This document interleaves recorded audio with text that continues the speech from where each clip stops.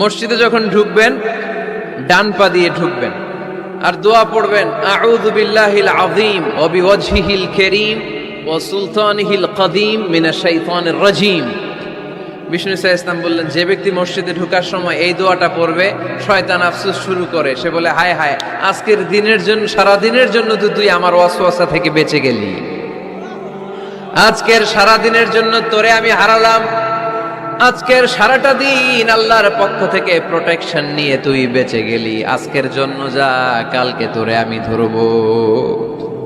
এজন্য এই দোয়াটা পড়ার দরকার আছে না? আউযু বিল্লাহিল আযীম ওয়া বিওয়াজহিল কারীম ওয়া সুলতানিহিল কদীম মিনাশ শাইতানির রাজীম।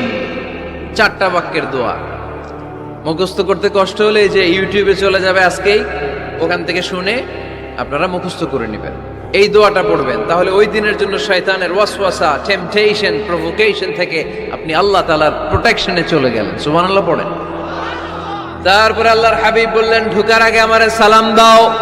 পড়বেন আসসালামু আলাইকা আইয়ুহান নাবিয়্যু ওয়া রাহমাতুল্লাহি ওয়া বারাকাত। এই দুইটা জিনিস যখন করে ফেললেন তখন ডান পা দিয়ে পড়বেন আল্লাহুম্মা ইফতাহ লি আবওয়াবা রাহমাতিক। সুবহানাল্লাহ পড়েন।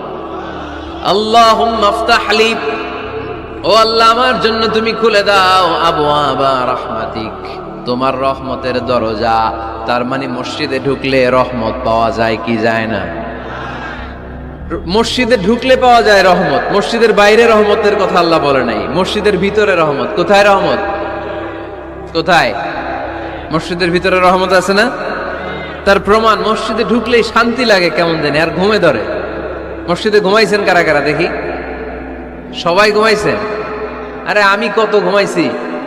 জুমার নামাজের সময় যে কি ঘুম আসে, আসে আসে, কমন পড়ছে, একেবারে কমন পড়ে গেছে, ঘুম আসে। কারণ রহমত, রহমতের ঝিরি ঝিরি বাড়ি ধারা আল্লাহ তাআলা আরশের উপর থেকে নাজিল করতে থাকে, আর এই রহমতের কারণে হৃদয়টা প্রশান্ত হয়ে যায়, অনেকের ঘুমও চলে আসে, ঠিক কি না? এজন্য আল্লাহুম্মা ইফতাহ লি আবওয়াবা রাহমাতিক, ও আল্লাহ তোমার রহমতের দরজাগুলো আমার জন্য খুলে দাও। এই দোয়া পড়লে রহমতের দরজা খুলে দেয় কে? আবার মসজিদ থেকে যখন বের হবেন তখন কোন পা দিয়ে? জোরে বলেন। বাম পা দিয়ে কি পড়বেন? আল্লাহুম্মা ইন্নী আসআলুকা মিন ফাদলিক, ও আল্লাহ তোমার কাছে আমি তোমার পক্ষ থেকে ফদল চাই, মানে রিজিক চাই, রিজিক দেওয়ার মালিক কে? তার মানে খুব সোজা সাপটা কথা হচ্ছে, মসজিদের ভিতরে পাওয়া যায় রহমত, আর বাইরে পাওয়া যায় ফদল বা রিজিক। বাইরে পাওয়া যায় কি?